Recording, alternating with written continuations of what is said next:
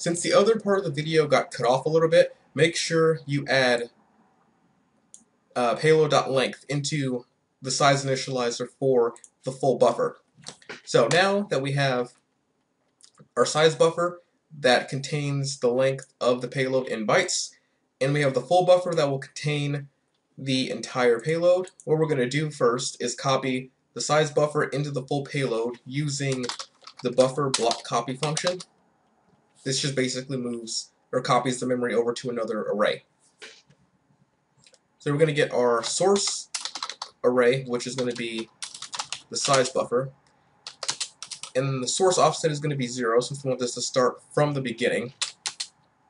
And the destination is going to be the full buffer, again with the offset of 0 since we're sticking it right into the beginning of it. And then the length is just going to be the size buffer, which is going to be 4 since we're really only using integers for this, for the payload size. Now that we have the payload size copied into the full buffer, now we need to copy the actual payload itself. So we're going to use the same method, except we're going to use the payload this time. And then the offset is going to be size buffer dot length. Now most of you should know that arrays are 0 based.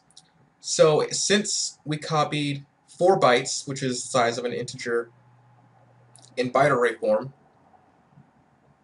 we copied the first 4 bytes into the full buffer, which means indices 0, 1, 2, and 3 have already been used, and we want the payload to go right after it. So we're using payload size.length, which will be 4.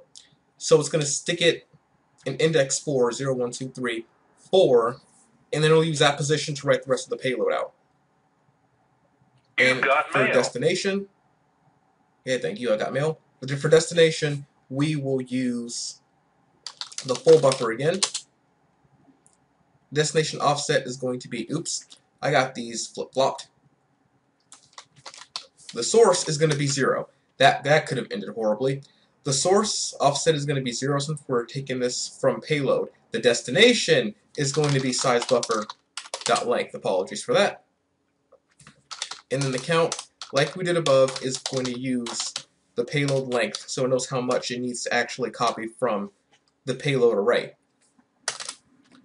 And with all of that said and done, now what we're going to do is call this .socket.begin send, and we're going to use the full buffer 0 full buffer dot length.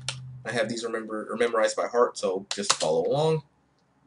And then this is going to be socket flags, which we'll just use 0, and then the async callback, which will be send callback, and the state is just going to be null, since we have everything stored in a variable, local variable of this class.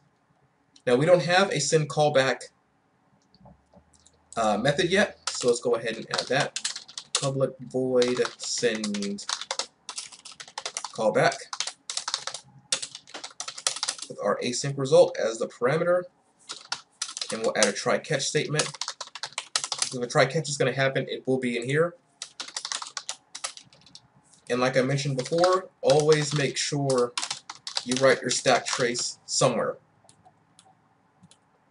Okay? And inside of the try statement, sent equals this.socket.endSend, and close out the asynchronous send. And that's about it, actually. You really don't even need sent unless you want to have a event of something being sent. So all we're going to do is just call inSend. And now we're going to actually add one more method. This video was made sometime later on, since the previous video got the previous videos after my other one got messed up. So I had to redo these again. I don't remember if I mentioned that begin send, if you use it back to back very rapidly, it could, actually not, but it will cause a memory leak. I'm not sure if it was fixed in .NET 4.5 and above, and I'm going to have to do some testing to see if that actually is the case or not. But we're just going to add another method called sendRapid for now. And if it was fixed, I'll go ahead and rebuke my statement, and then you guys can just not use sendRapid and just keep sendAsync. So what we're going to do for this is we're going to lock the sendSync, and then we're going to use the synchronous send methods. So you would only use this method if you needed to send things back to back very rapidly without causing a memory leak. So we're going to send first the size header, which is going to be bitconverter.getBytes, payload.length. We don't need to store any variables, just send it directly. And then send payload. And that's it for the sending portion of this. So let's go ahead and test this out before we go any further. Let's head back over to sockslib test, and we can go ahead and get rid of most of this. So we can keep some of it, but get rid of this. And let's also get rid of this, and we'll just keep this. If you don't actually have this portion, I'll go ahead and upload it just in case, because I don't remember what I did in the other videos. So I'm going to go ahead and just save that. And if you don't have it, just go in the description and download it, and then paste that into your project, and then we'll continue on from there. So if it's connected in the client side, we'll just have the client send it. What we'll do is loop it we'll just do it about 10 times.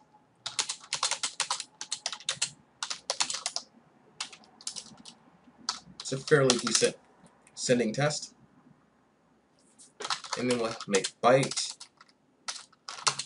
payload equals new byte array. But we want this to be a random length, so let's instantiate a new instance of random. And for the byte array size, we'll use next between 8 kilobytes and something random. We're sending data that's greater than the receive buffer size and the send buffer size, so you can see that it is working for any size payload. Now you really shouldn't send anything greater than 8 kilobytes. You really don't have to. I suggest breaking things up. This is just to demonstrate that it can if you had to for some reason.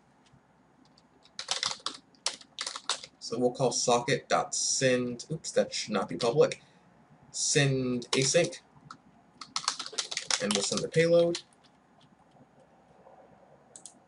And inside of the server, what we'll do is we'll take the accepted socket equals new TcpSocket, and then we're going to wrap it up.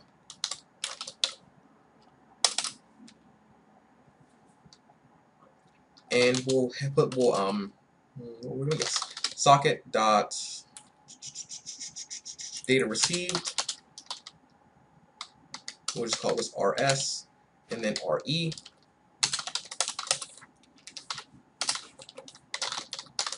Console.writeLine data received re.payload.length. We just want to make sure that the sizes match up to what was sent. Since we're sending random data, we don't have to actually look inside of it since it's going to be all anyway.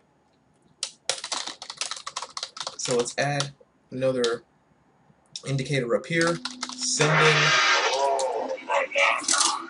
sending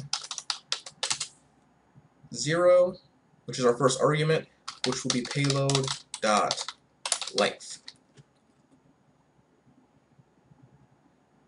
Okay, everything looks okay. So we're going to have to run 2 instances of this like we did last time. I don't think you can run multiple instances inside of anything less than I think Visual Studio Professional. So if you can't, then just go ahead and open the folder in the Explorer. Go to binary and then debug, and then run another instance of this.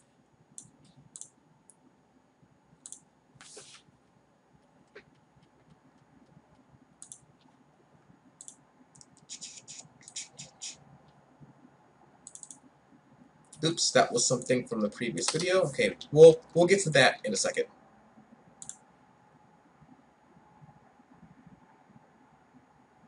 Okay, now let me go ahead and run another instance. Let's take this off to the side. Start the server, and we're going to start the client. And as you can see, the data was received, and the data was sent. Now now if you look at this, the orders are actually kind of off here. And also the sizes are actually almost the same because of random using the time as a seed. So since I'm instantiating the random class inside of the loop, that's why it's all screwed up. So let me go ahead and stick this outside. And let's run this one more time before we make another change.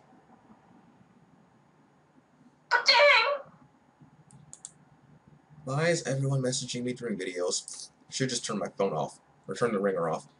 I don't feel like doing that right now. Okay, now I'm going to stick this off to the side. Client. There we go. Now let's check and make sure. Now if you see in this, some things are coming out of order. So even though we're sending them in this order, some of them are coming out of order. This is an internal routing table issue. Well, it's not an issue, but the packets are taking different routes through the network, so that's why some of them or some of the packets are coming in out of order. To demonstrate this, let's go, or you don't have to do this, but we'll go into TcpSocket and which method was it? Send async. So instead of having 0 as the socket flags, which is the same thing as socket flags.none, I'm just too lazy to actually type that, we're going to use don't route. So this is not going to use any type of routing tables to send the data. If we do that,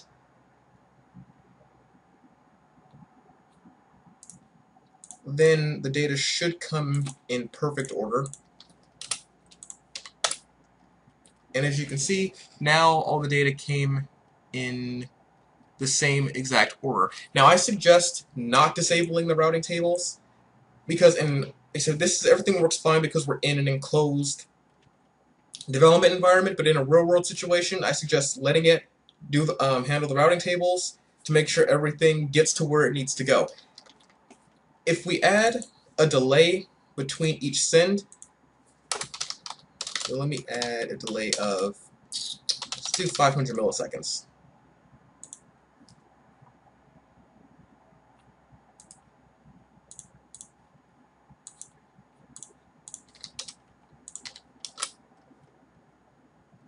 Now with that delay between each packet, or should I say between payload packets, the underlying portion of it, between each payload, all the data came through in the correct order. But since we were sending data nearly instantly one after another, while they were being sent off to the network, the routing tables are trying to figure out the best route for that packet to go. And some might have to go through more routes, some might go through fewer routes, but it's to make sure that they get to the same, or making sure that they get to the same exact location. In a real-world application, data probably won't be going through that fast, so you really don't have to worry about it. But if you are sending data back to back, you should ID your packets. So it would be something that you would add to say the beginning of the payload. So you could have, let's open this up. So you could have the size payload, which would be, of course, the thing that you need. Then you could have the payload ID and then the payload data. So it could be something like 100 bytes, and then the ID could be 4, and then you could have the data. But if you sent another one, if you sent say 3 and 4 back to back, and then 3 was 50 bytes, but you sent them 3-4, but they came in 4-3, then what you would need to do inside of your application is if you received 4, but the queue, but it's expecting 3, then you should just put that into a list, since 3 should be right behind it, and then once 3 comes in, move them around to make sure that the packets, I'm just going to call them packets, make sure the packets are in order, and then send them to be processed through your application. That's just a real-world thing that you need to take into account when you're building your actual application. Since we're only writing libraries that can be used with applications, this isn't everything as a whole. Just giving you that heads up. But everything is actually working the way it should, which is grand. So what we're going to do, really quick, just to make sure everything is cleaned in together, we're going to add a region called send, just to keep them together, and make this a private method. Good job, self.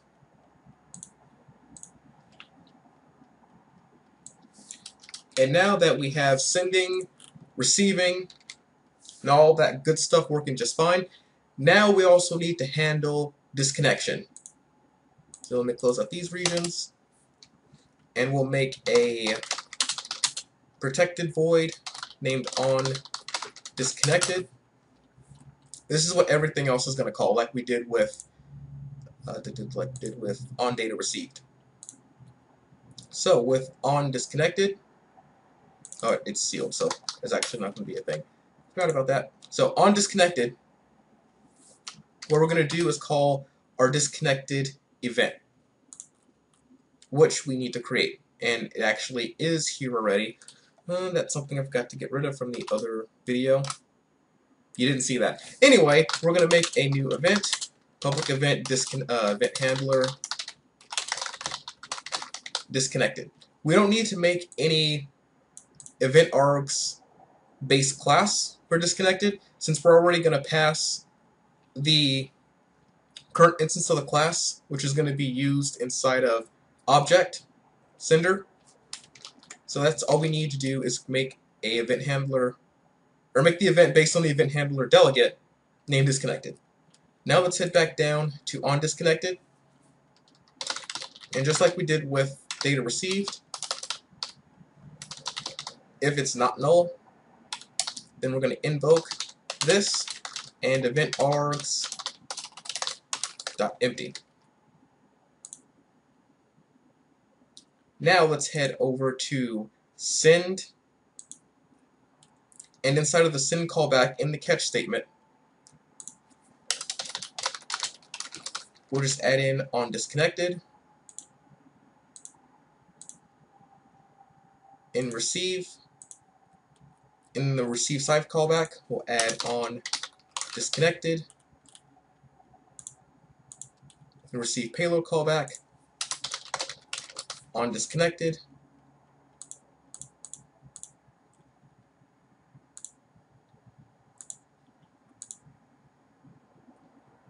And I think that's it for this connection. Now there is one other thing that we have to add inside of both of our receive callbacks. And it's already here, since I forgot to remove that. So let me just you don't see that.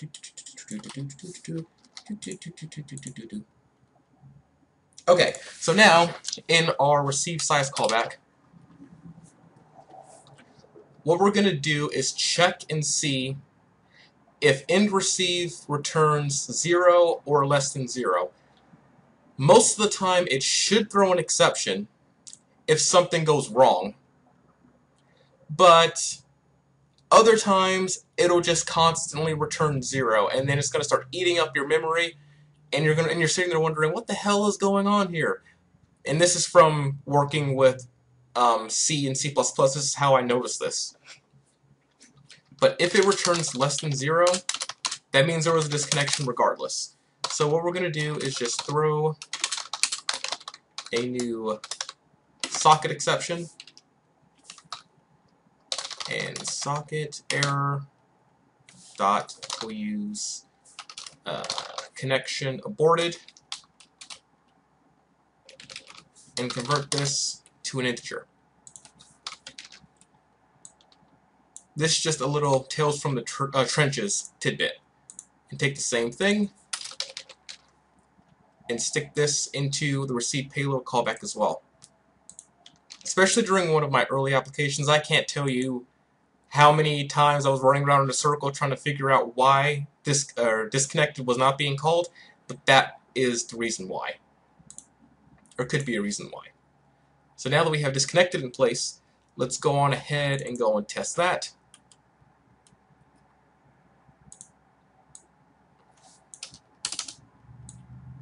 So we can get rid of that, and let's get rid of, we can get rid of data received too, actually. We're just going to have socket disconnected, ds, and we'll call this de, console.writeLine, connection lost.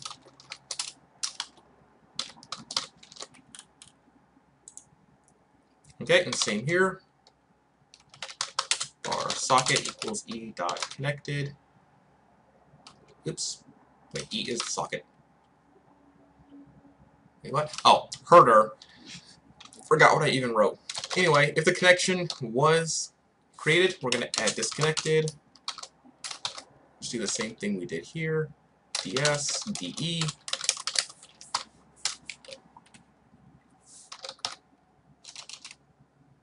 And console.write line connection lost.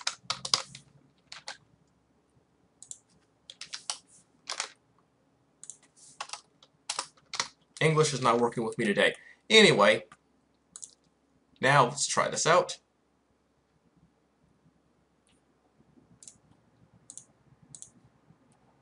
Okay, stick this over here, stick that over there. Server and client. So right now these two are connected. Let's close down one, and the connection was lost. Let's make sure the client can detect the disconnection too. So server over here, client over here, and let's close down the server, and connection lost. All right.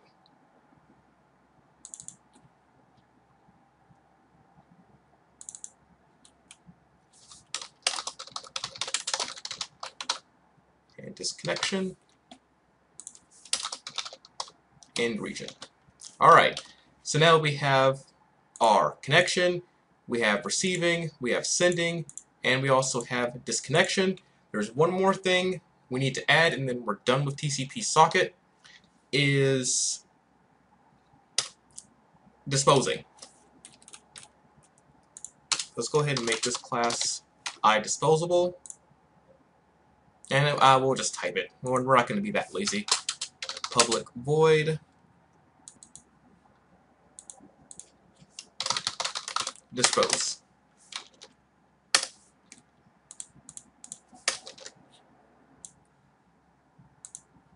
And all we're going to do here is add, and another thing that I forgot to get rid of.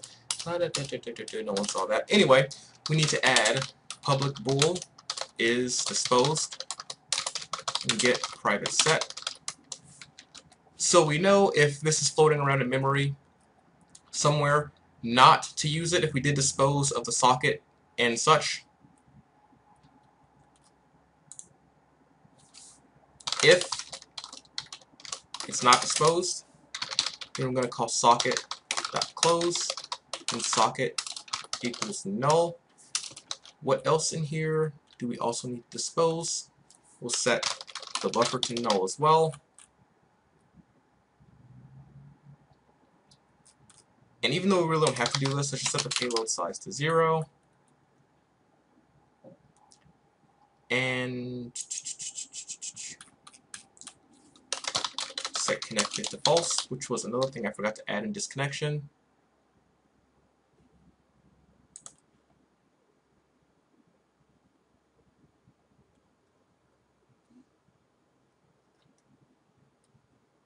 And that's about it for the disposal method. So inside of onDisconnected, let's just go on ahead and call dispose manually. I mean automatically, not manually.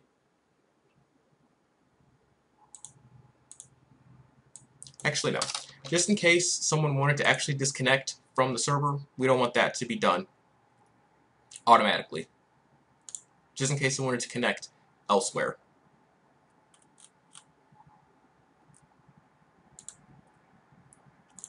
Which also reminds me, now that the dispose method is completed, let's just add a region named cleanup. And let's head back over to disconnection. So we have our onDisconnected method that will call the disconnected event. Let's go on ahead and add an actual disconnect method. If we're connected, we're going to call socket.disconnect. Yes. True, meaning we can reuse the socket and it won't dispose of the socket handle, so it can't be used again. So that way, if you're writing an application where you need to connect and constantly disconnect from different sources, you can go ahead and use this method without having to instantiate a new instance of the TcpSocket class.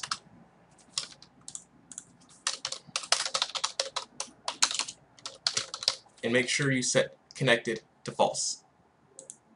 And also add inside of onDisconnected, connected equals false.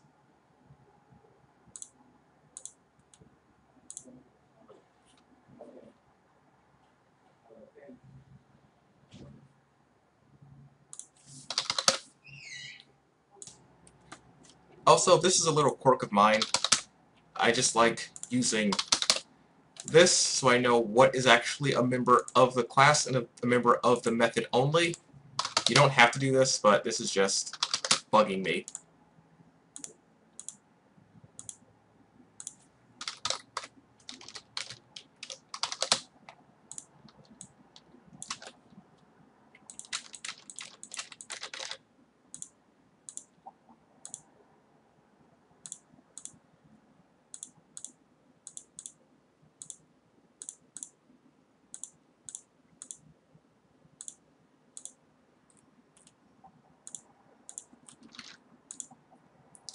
Alright, so now that we have our disconnection and our cleanup methods, now the one thing I mentioned early on in the video that we did with TcpSocket listener, now let's head into our socklib event args, and inside of the accepted socket, change this from a socket to a TcpSocket.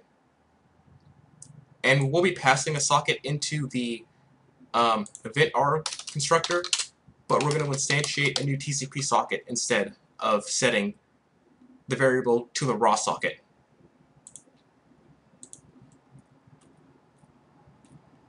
Okay, and I think that's about it. Make sure that we got everything in line.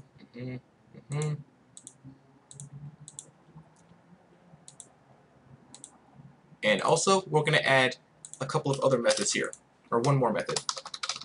Region, let's just name this methods in region and stick initialize buffer inside this region.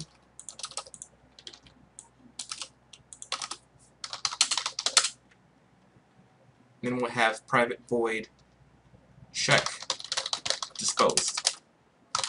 And if the class is disposed, then we're going to throw new object disposed exception. This. Okay? And now, inside of connect, add check disposed inside of all of these classes, just to make sure that we're not trying to use a class that's disposed.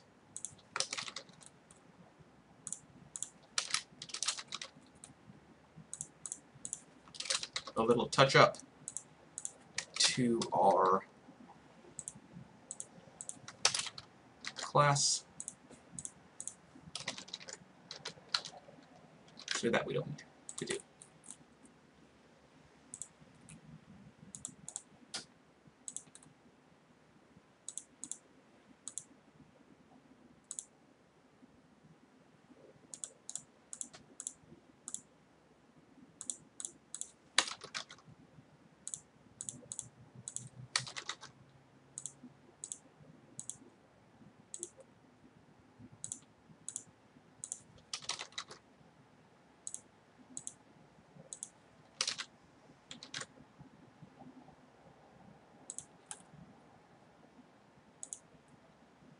Alright, let's wrap the constructors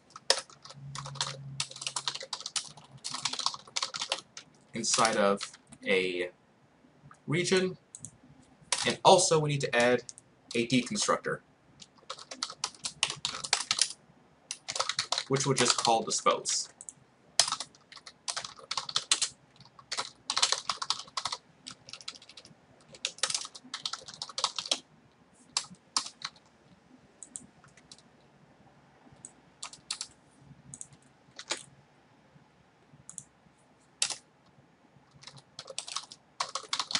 Let's wrap up our properties.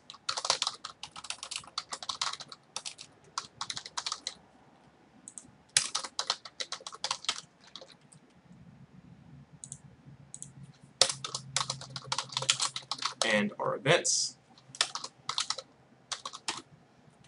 And finally, our variables.